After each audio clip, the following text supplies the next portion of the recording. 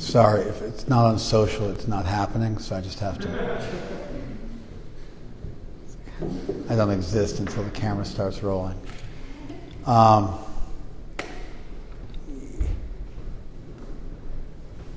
We've got this tropical storm warning that I think is a first for the National Weather Service to issue a warning for a tropical storm in Southern California. At least I read that. I didn't bother doing a deep dive into fact-checking that because I can't fact-check every single thing.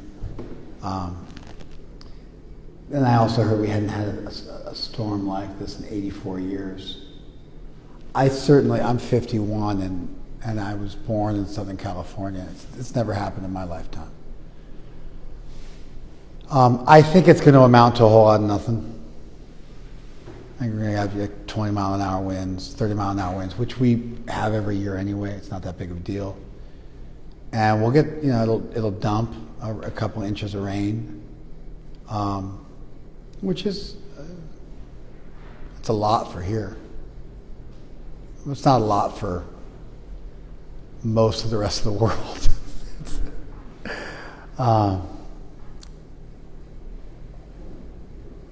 But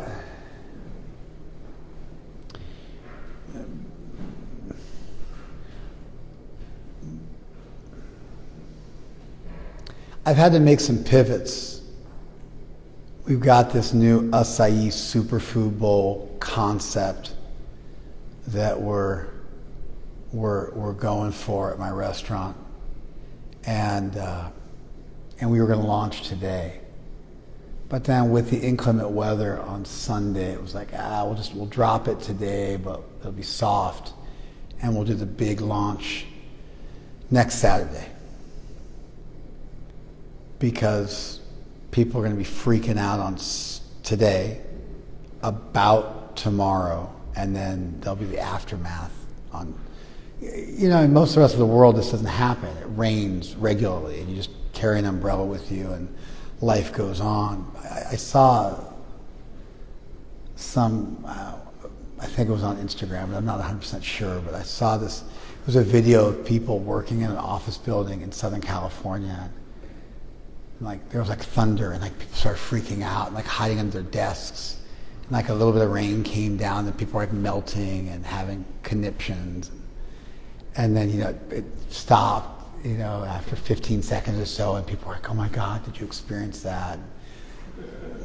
I'm so triggered, and we need to have some kind of a healing session." And just because living in Southern California, it makes you weak.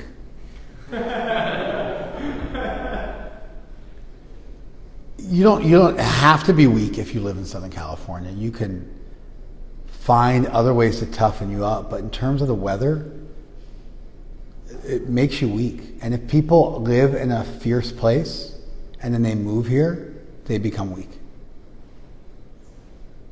They can't take it. If you live in a place with extreme weather, heat and cold, and you spend 5-10 years living here, it weakens you. Like if you're in Chicago and it's like 38 degrees out in March, people are like tearing their shirts off, playing street hockey. It's like the first day of spring. They're all happy. And people are going out and shoveling snow off their driveways, and people wearing big, heavy coats and just getting out there and getting it done. It's just so nice here, and then it's like 50, and I'm getting all freaked out, like, oh my God, it's 49 or something like that. Like it's so cold. But that's t-shirt weather in a lot of places. It's not for us. It's like parka weather for us. But if you lived in a place, like as wimpy as we are from living in Southern California, if we went and moved to a rougher climate, we would adapt. Just like, you ever take cold showers? I take cold showers. I took cold showers exclusively for 6 years of my life, meaning I didn't touch a drop of hot water for 6 years of my life. And during that time, I went to Germany in the wintertime, went to Russia in the wintertime, was in Canada in the wintertime. I went to cold places. You know, and I mean, sometimes like a little layer of ice would form on the bucket of water we were bathing. We had to break the ice off on the water, then take a bucket shower in Japan or something like that. It got cold. Sometimes I'd be in a remote place, and so we'd have a bucket of water for our morning bath. And we'd leave it out, just make it easier, but it'd kind of freeze up overnight. But if you take cold showers, like if you don't take cold showers regularly and you take cold shower now, it's like, it's painful. It's disturbing. It's like disturbingly painful.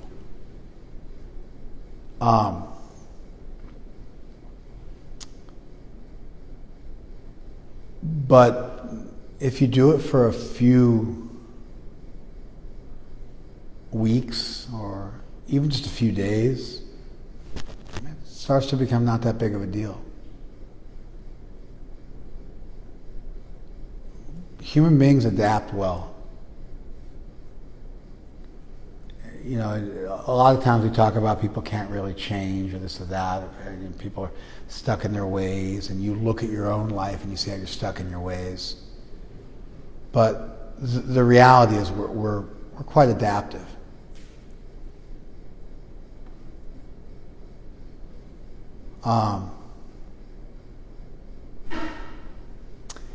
And so got the storm coming, and it's a big deal. I mean, it's like all over everything, and everybody's talking about it. But I looked at the National Weather Service, and the report was like 15 to 20 mile an hour winds with 35 mile an hour gusts, and potentially in some areas 39 to 57 mile an hour winds, and an inch to 2 of rainfall more in the mountain areas. And I was like, you know, that's not that bad. That's not crazy. That's not like the monsoons in India. The monsoons in India are insane. It's not like, you know, winter in Russia. Winter in Minnesota.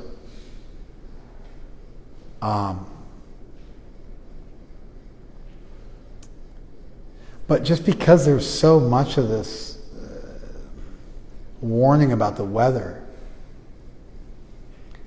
it kind of got me going. And so I made a bunch of changes in my business, and I started thinking creatively about how to solve some problems. And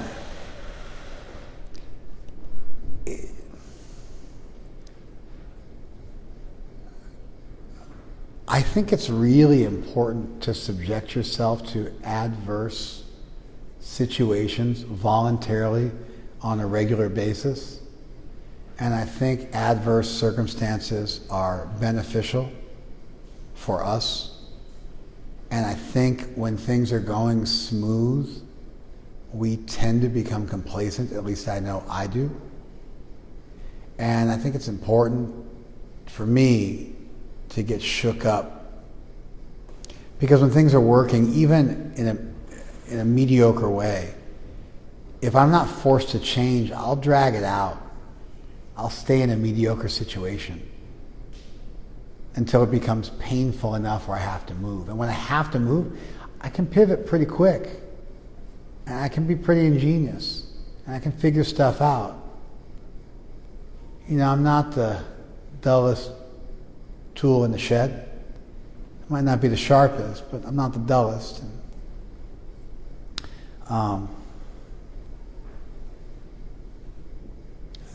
I think most people do well when they subject themselves to some sort of moderate adversity. And certainly life is filled with moderate to severe ulcerative colitis. That always shows up on YouTube videos, you know.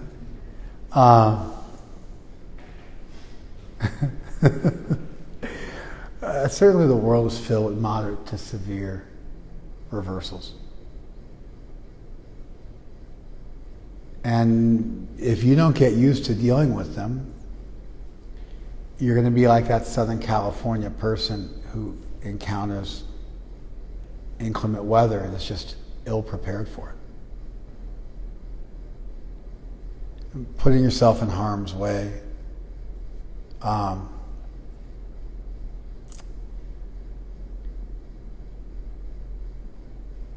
You know, and this is like a popular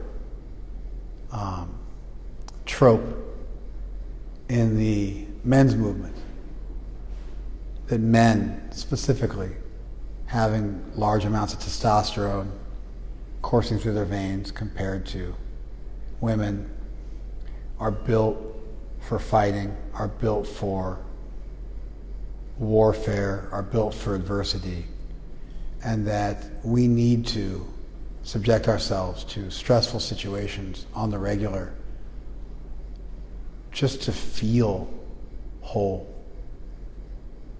And if those situations don't occur because we live in a civilization where we try to minimize those threats by things like central heating and air conditioning and, you know, and police forces, it's important because our biology hasn't changed that much.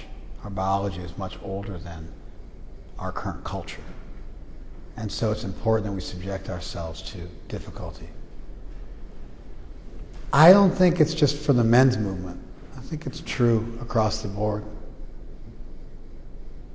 I think if things don't get rough, people don't change. Behaviorism did teach us that people will do more to avoid pain than they will to achieve pleasure. And so if you really want to motivate someone to act, you make them suffer, and then people move. It's not like a great long-term strategy for building a trusting relationship. And that's why the voluntary thing, I think, has value, but the nature of the world is that there are things that happen beyond your control regularly that will pull you out of your comfort zone and test you. And we can hate those things because they interrupt our complacent and relaxed, and they interfere with our comfort bubble. But if we embrace it, and we pivot, and we move, and we grow, and we get creative,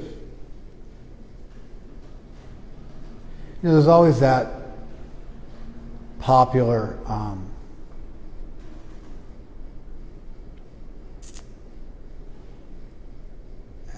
I've encountered it since I was a kid, but there's this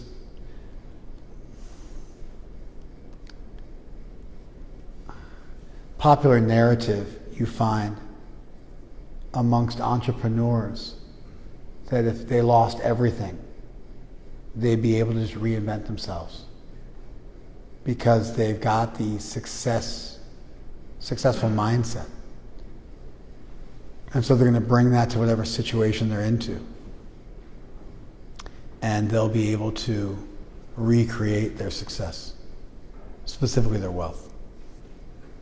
And then there's always a contrast to that, which is that if you have somebody with a poor mindset and they win the lottery, then it's just going to take a certain amount of time for them to again be poor and miserable because they don't know how to deal with wealth. And so they'll just get in trouble with it. And I think it's true. I think it's true. And if we don't get subjected to some adversity in life, it doesn't bring out the best in us. And so whether it's cold showers or rising early in the morning or having a vow to chant japa or having a vow to follow our regular principles of celibacy/monogamy and sobriety and vegan vegetarianism and no gambling, whether it's what I think are probably moderate austerities for civilized human beings, but which seem to be almost this like Mount Everest level of austerity, nowadays in this neck of the woods. Performing some austerity, voluntarily accepting some difficulty for growth. Going to a painful place of honesty, critical assessment of your good and bad qualities. Oftentimes we hear that you need to critically assess yourself, and what that means is you have to look at your shadow self and your dark side and your narcissistic tendencies and your issues. But a critical assessment of oneself would also include acknowledging and owning your good qualities, which carry with them a responsibility.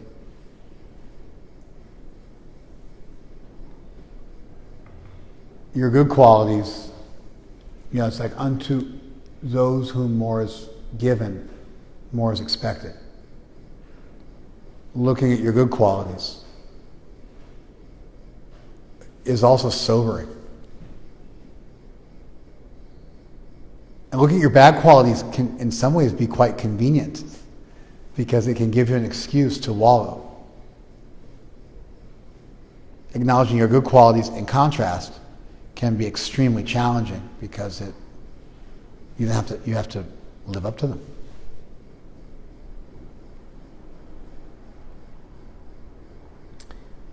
Anyway, whether your austerity and the adverse condition is a cold shower or therapy or some personal austerity or rigorous honesty with oneself and others, or breaking free from something negative or reaching out for something positive, whatever the specifics are,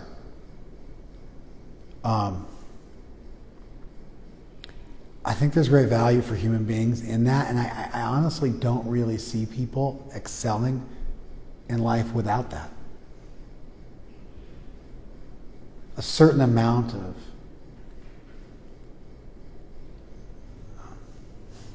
in some ways, a certain amount of childhood trauma is required for people who become really successful and driven in life. Too much, they get paralyzed.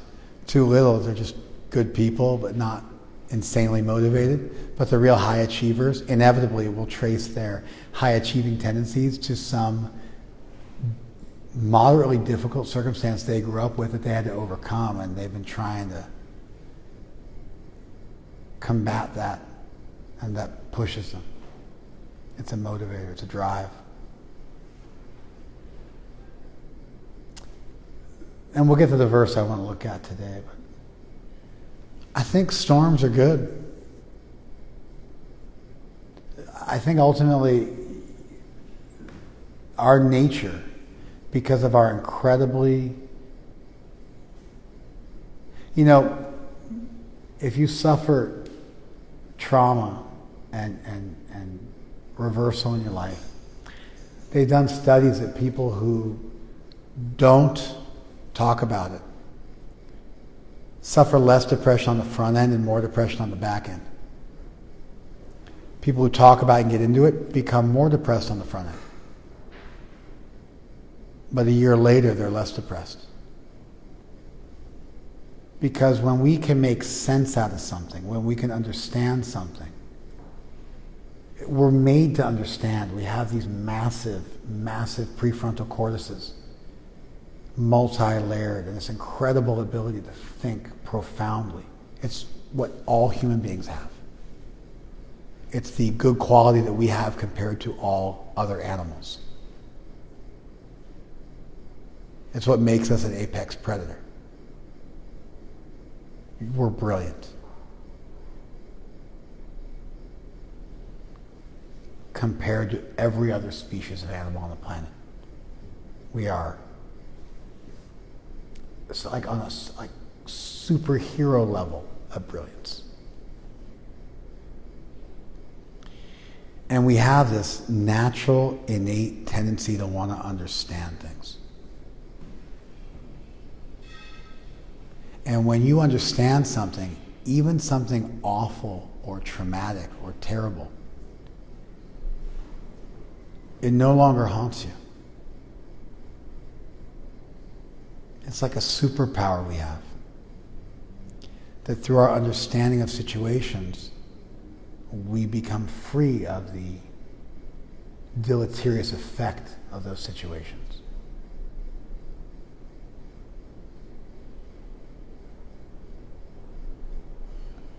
That's amazing.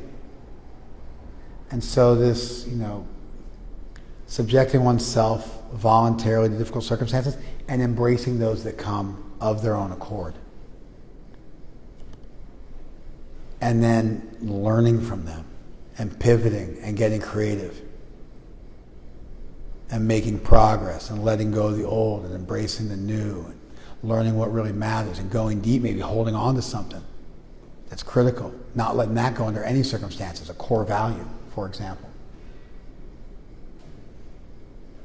This response to pain and trauma is where I see the most beautiful things come out of people.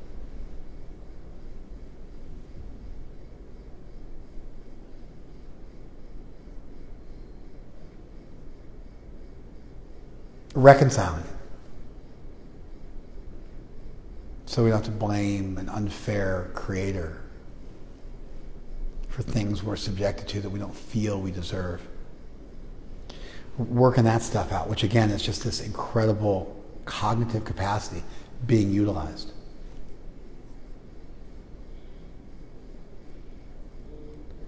People who solve those riddles in life, they're resilient.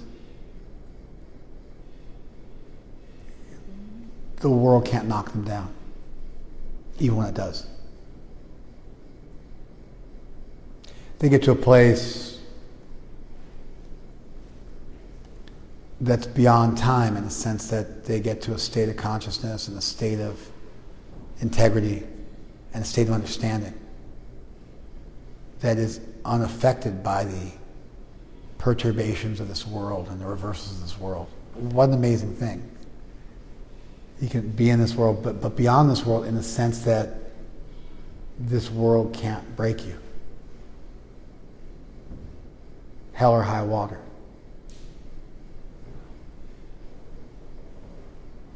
It's a practical manifestation of transcendence. A very concrete manifestation of transcendence. It comes from this, from overcoming adversity, from learning from adversity, from pivoting, from being resilient. And and the natural exploration that leads to and profound thought and discovering core virtues and core values and core identity, a core sense of self beyond just this material corporeal existence, a fundamental eternal sense of self.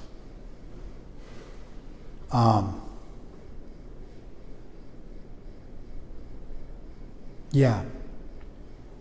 And so, just in a little microcosm,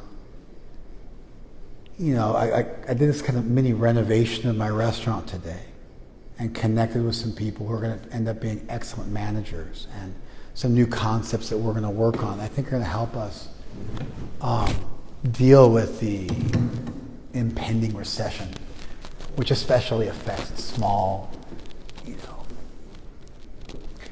lower middle income class cafe like mine, where we're trying to serve good food, good people, blue collar people.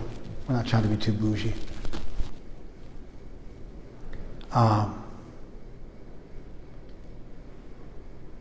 It was like, the storm was really good to me. The reversal, the like interruption of my plans was good to me. But it wasn't good by itself. It was good because I responded to it. And it wasn't like a linear response either. I had like some bad moments. But all said and done, me and my team, we responded well. And some really cool stuff came out of it. The little mini disaster that could have been, this little fake tropical storm that's going to huff and puff and blow Southern California down. All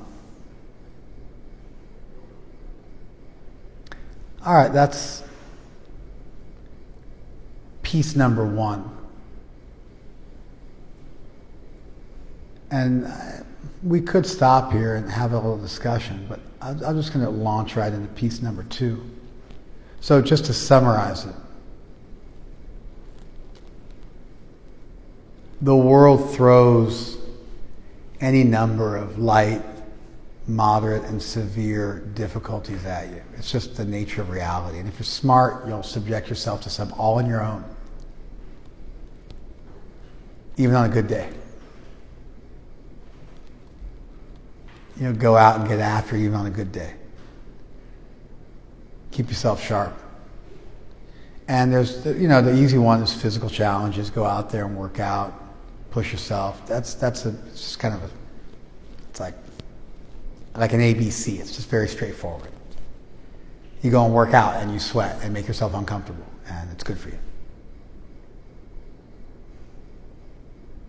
But then there's also this mental workout of finding meaning, finding reason, finding value, finding truth. And I think that's a lot less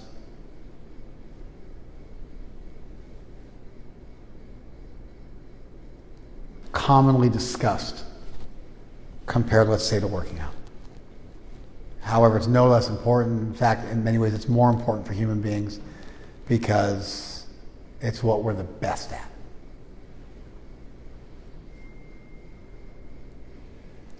And we don't have to create natural disasters, like jump off cliffs and break our legs. I'm not suggesting any sort of self-mutilation type masochistic lifestyle.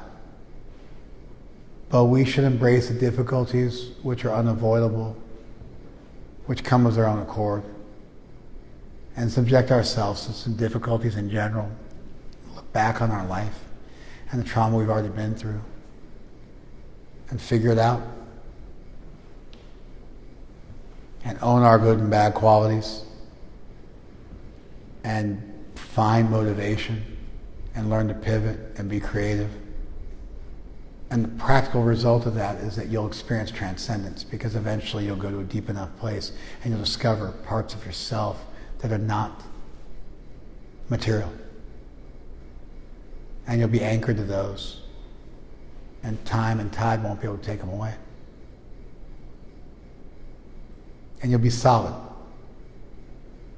even in insanity. And the world is insane.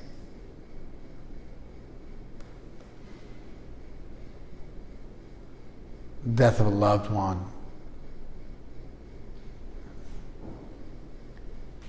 heavy disease, natural disasters, accidents, and stuff break anybody.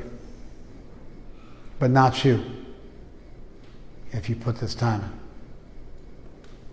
in. You'll actually be in a situation where nothing will be able to break you. It might break your body, but you'll always land on your feet because you'll be able to understand it. You'll be able to grow from it. And then you live in a world where nothing bad can actually happen, because whatever happens, you can grow from.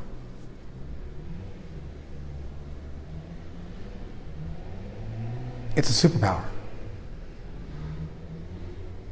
It's a mental, cognitive, intellectual, conscious resilience of finding meaning and finding purpose and finding value in everything.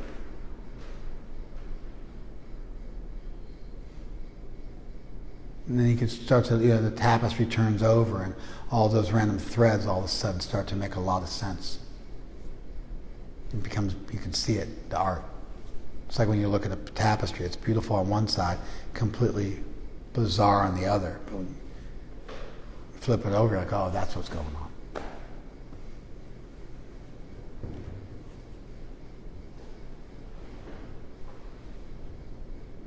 And then I found a couple of verses from the Gita which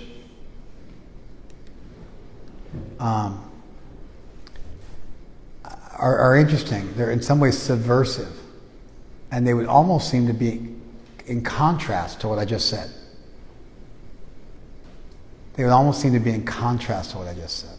They're not, but from one angle of vision, maybe prima facie, they might seem to be in contrast. So I'm going to read you the verses. We'll go through them, a little bit of detail. I'll really unpack them for you in Sanskrit. And now I want to hear you guys put it together. The first part of class and the verses. See if you see how they fit together. Why I would have thought of these verses.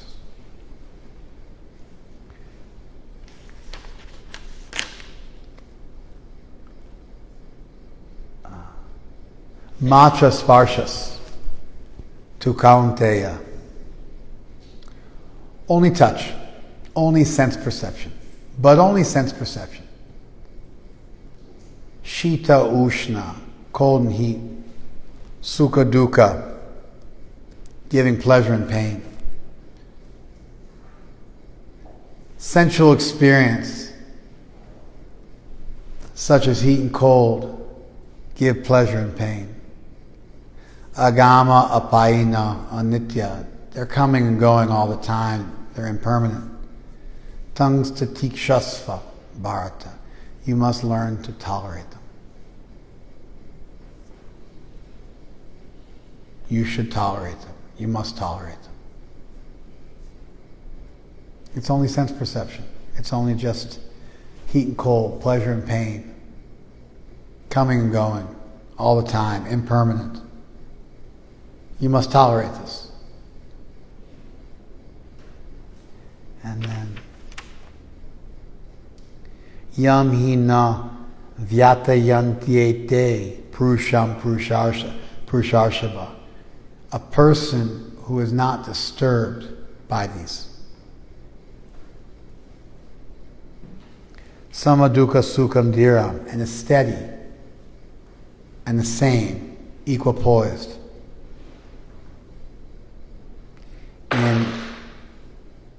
In happiness and distress. They're equipoised. Te amrita vaya kalpate. They become fit for liberation.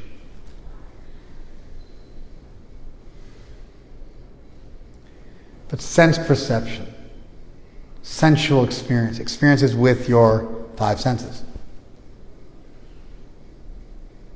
They're impermanent. They're always coming and going. Heat and cold, pleasure and pain, summer and winter. You got to tolerate them. And if you're not disturbed by them, and you're the same in happiness and distress, you become fit for liberation.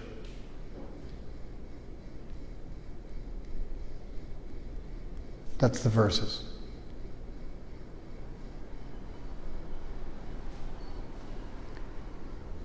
The non-permanent appearance of happiness and distress and their disappearance in due course of time are like the appearance and disappearance of winter and summer.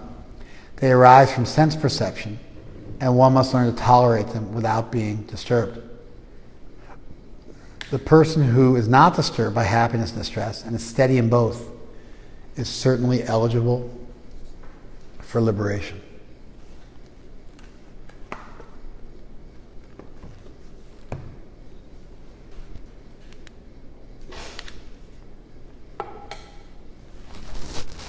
How are those verses related to what I said? I talked about pivoting, being creative, being responsive. These verses talk about tolerating.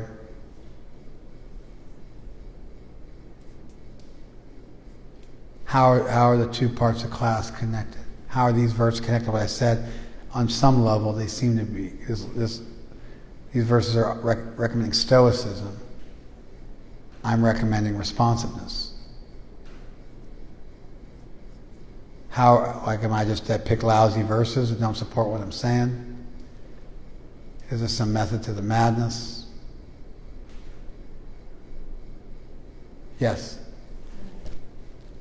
Exposing ourselves to adversity creates resiliency within ourselves.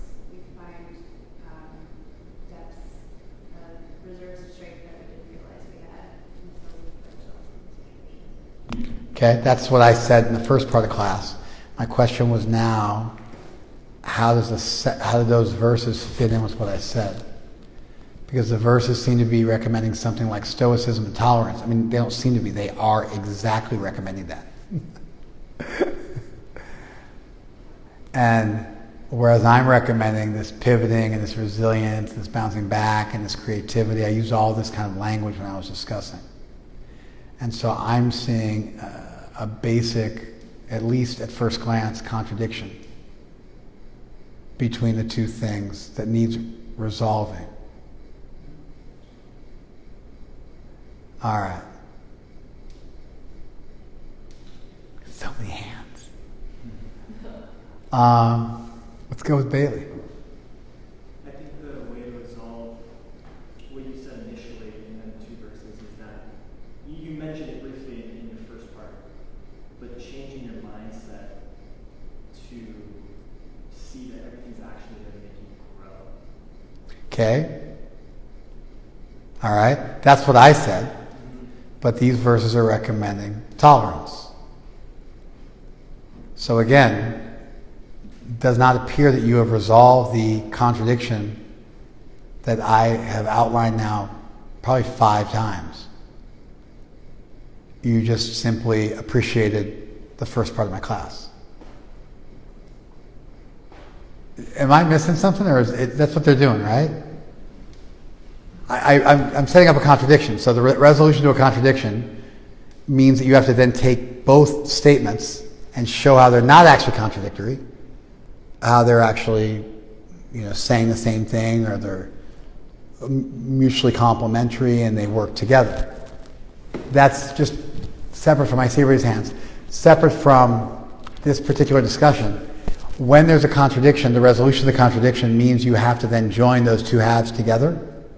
Or one of the two halves is false, and you deny the one half that's false. You go with the one that's right. But if you want to resolve the contradiction, if I say, Bailey's right and Ross is wrong, then I've resolved the contradiction by saying Ross is wrong. So there is a contradiction. Ross is wrong, Bailey's right, therefore they don't agree with each other. If I want to resolve the contradiction in a way that shows those two things are compatible with one another, I have to then highlight and join together and marry both disparate elements that appear at a glance to be not related to one another. Does that make sense?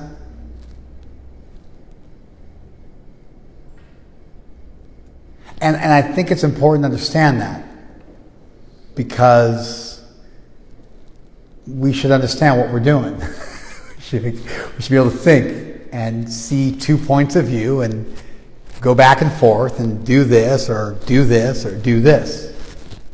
That one's right, that one's wrong, that one's right, that one's wrong. I like these elements of this one, I like these elements of that one. Actually, they're compatible in these ways. Yes? That you first have to be tolerant of the adversity, and then you can choose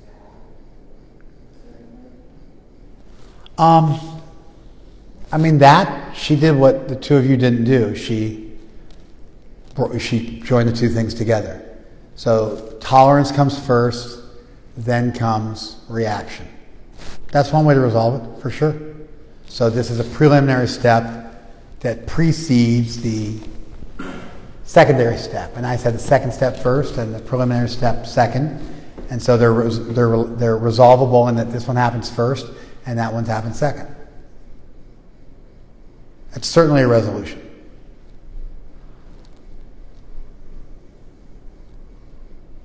JC. I think that you're touching on Krishna's major argument in Gita that you should do your duty without attachment to results. So in the first part of class, you said that we should actively do our duty, and the second part of class touches on not being attached to results.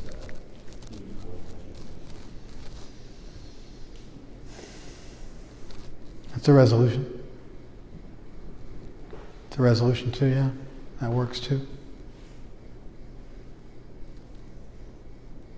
I'll get to you. Rudy. I think the verses are aspirational. If you're not able to be equipoised, if you have to interact, then do the best to create change, or do the best to react forward, not backward. So if you can't not react and you have to react in such a manner that we create positive change, building up to the point. Okay, so he's created a hierarchy. So you created a timeline that tolerance comes first, then response. She did. Then you create a hierarchy where best thing is don't react, and if you do have to react in a positive way. And then you said there are two different teachings. One of them is about doing your duty, and the other one is about not being attached to results. And so they're two different things. Therefore, they're not contradictory because we're talking about two different things. One is doing your duty, the other one is not being attached to results. So they're two different things. It's a timeline. One of them is better, the other one is the secondary one. This is a hierarchy. You guys see what I'm doing? And you two just appreciated me, which of course I appreciate appreciation, but we didn't deal with the actual contradiction. You see what I'm doing? You see what I'm doing? What am I doing? You're conceptualizing the way that the person has resolved the conflict. I'm doing a good job of it too, right? I'm listening to stuff, I'm like, wow, that's really... Like I'm objectively, dispassionately analyzing the structure of their resolutions. Almost in a way that you could teach a resolving of conflict class and give 6 primary strategies of how conflicts are resolved typically by creating hierarchies and timelines and seeing if there's a true contradiction, if they're talking about the same thing or not. Right? Okay. All right, so I'm going to release the big guns. Katie.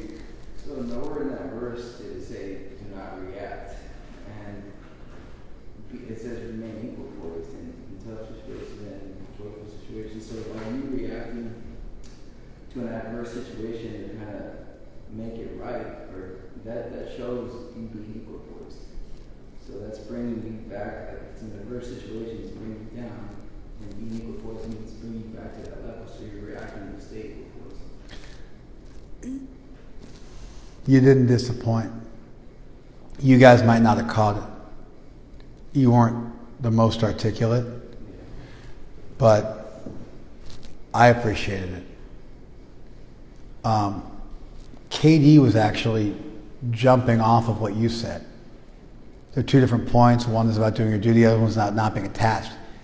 KD made the point the verse has a cognitive and behavioral aspect to it. Nowhere in the verse does it say you shouldn't react behaviorally, but cognitively you should be undisturbed. Therefore, he was taking what you said and marrying it together even more solidly where the verse itself was complete. The verse itself was about a mindset that then allowed one to respond appropriately. It also has shades of what you talked about. You mentioned two things, but he really articulated that there's a mindset, a cognitive aspect, and a behavioral aspect. And the verse does not say that there is no behavioral aspect. The verse is simply mentioning there's a cognitive mental game that has to also be involved.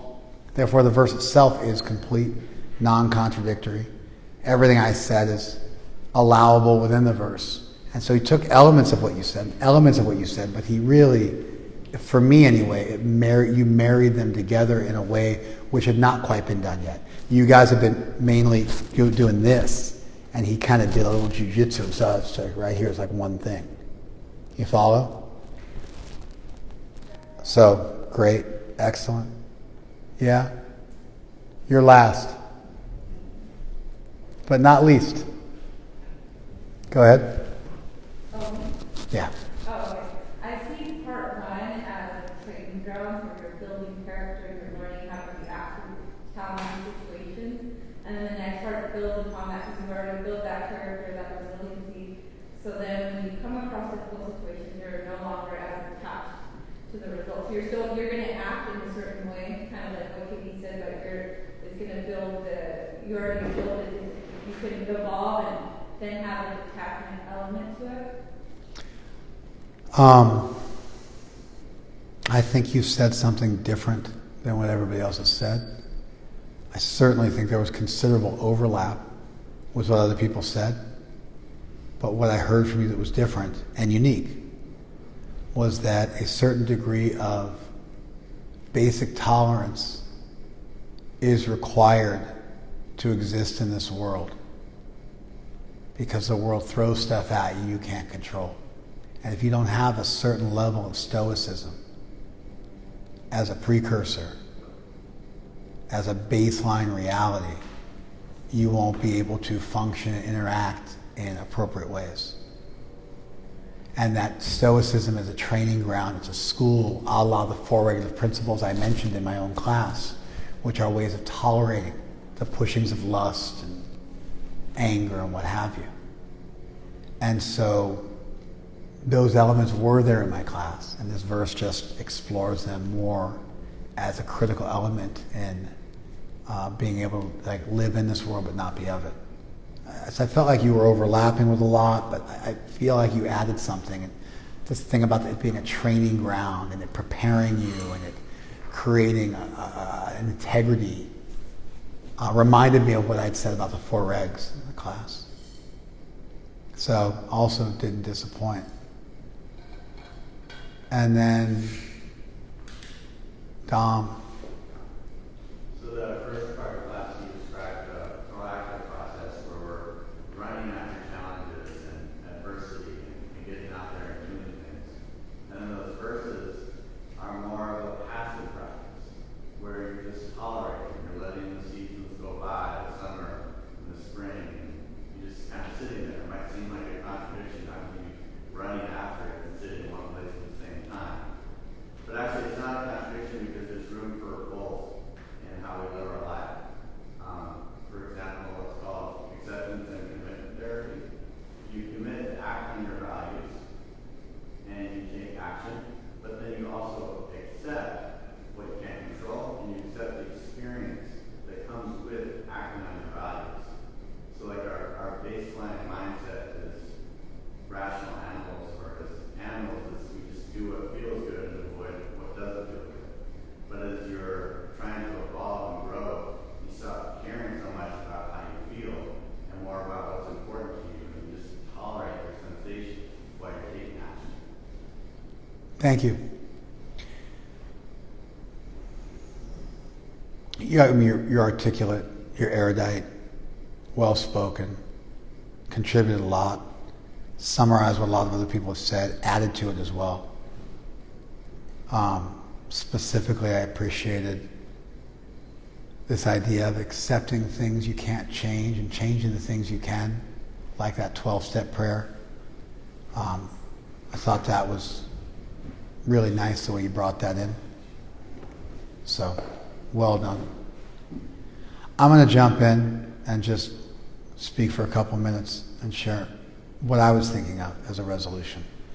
And some of you guys surprised me and said stuff I hadn't thought of, and some of you said some stuff I had thought of. I haven't quite worked out. I'm just going to talk. I don't know. It's not like I prepared for this. I'm just going to talk and we'll see what comes out. And maybe I'll just kind of, I mean, really this class is just my classes on Saturdays are just a stream of consciousness. Just sharing with you guys what I'm thinking about.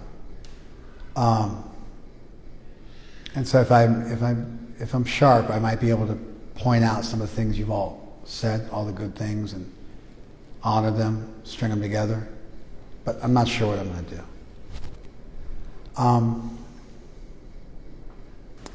I think the nature of this world is that there is, and Dom, you really honed in on this.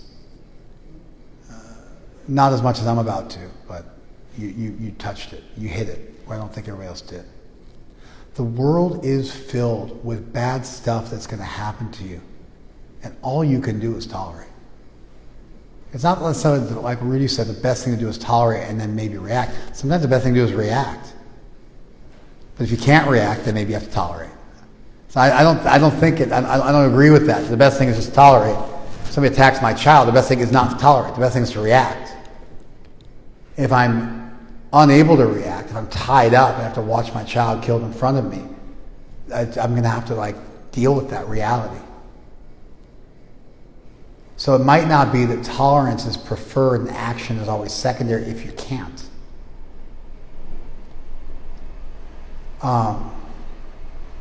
But stuff happens in life that you actually just cannot control.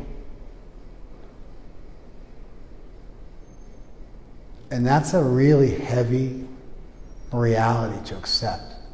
I'm not truly free.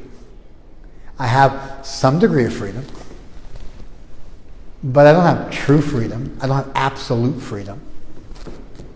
I have any number of genetic anchors, environmental anchors. What to speak of societal anchors. There's laws I have to follow. There's environmental factors in terms of my surroundings. Environment doesn't mean weather. It means your surroundings in psychology. And then there's a number of genetic factors. And my free will exists on a limited scale amidst all of those.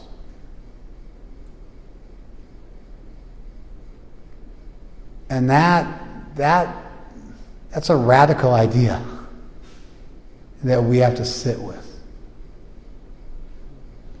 And within that cognitive framework, we then have to act in this world. And so I spoke a lot about stuff that we can all relate to in terms of how bad things don't have to happen if we respond to them right. We can even turn a bad thing into a good thing by the superpower of understanding. And you may not be able to go back and rewrite the script. If you got molested as a kid, that doesn't ever go away. The goal there isn't to forget it. The goal is to learn from it and become a better person by the superpower of your ability to respond to even tragic events in a positive way. But stuff gets written into the script of your life. And it's not like, oh, I'll make it so that never happened to me. Once that's written into your script, that's it. I haven't taken drugs, for example. I haven't taken drugs since 1989. Not even coffee or tea. Herbal tea, yes, but not tea that contains caffeine. So we're talking 34 years. I've been cold sober. Like sober as a judge. It's more sober than a judge. There's plenty of unsober judges.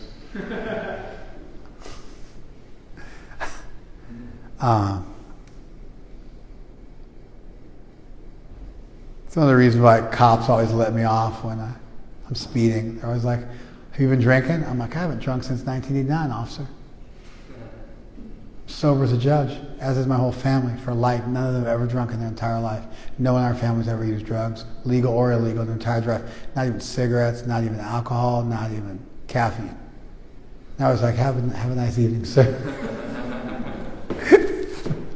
It doesn't always go like that, but I have, it's worked to my favor.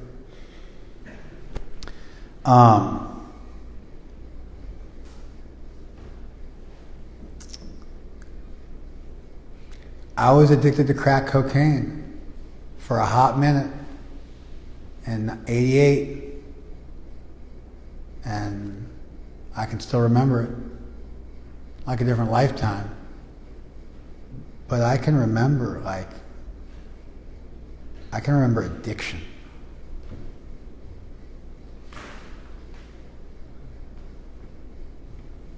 It's good. I can help people who are addicted now.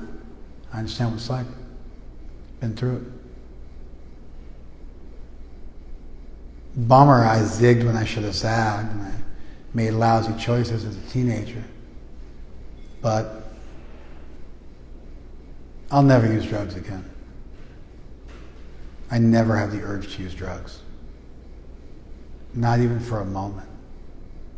For over 3 decades. But I can still remember it. I can talk to anybody about drug use. Addiction. Addiction in general, not even just drug use. I can talk to people who are addicted to anything. Because I understand addiction from drugs. And it gives me this insight into understanding what happens to your reward center and your dopamine levels. I get it.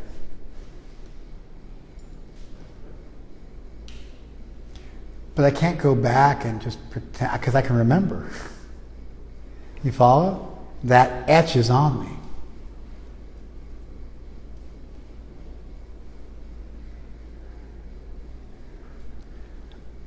Life does not merely consist of responding. Life does not merely consist of tolerating. Your life is filled with having things that even they could be things you did. And you have to live with those consequences. And you have to tolerate and forgive yourself. Even for sometimes just really bad mistakes you made. And then you have to respond and become a better person through the process. And so the Gita was amazing because it pointed out how, and here's the resolution. It pointed out how, and this is different. It pointed out how tolerating is also a response, is also an act. It is the act of acceptance. It's also an act. It's also a response. It's part of your portfolio. You have different responses you can do that are appropriate for the circumstance, and the Gita is highlighting one that is oftentimes neglected or overlooked or not properly explored, just like we have to explore our good qualities as well as our bad qualities, and that brings responsibility with it. Similarly, and here we go, final point. Similarly, there's this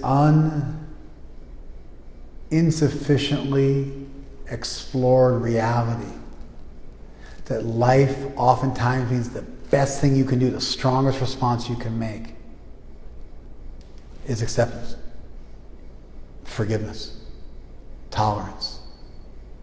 It's part of that superpower of responding.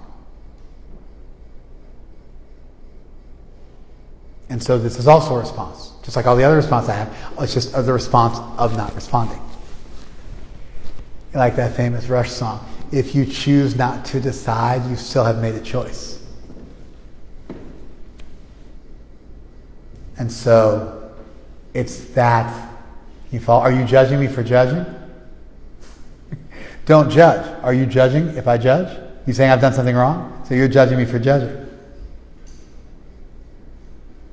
If you don't say yes, that means you're saying no. You follow? If you're not ready to marry her after a couple of years, she's not the one.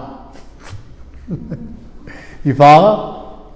Sometimes the indecision is itself the decision. Similarly, sometimes the non-response is itself the appropriate response. And therefore it's just talking about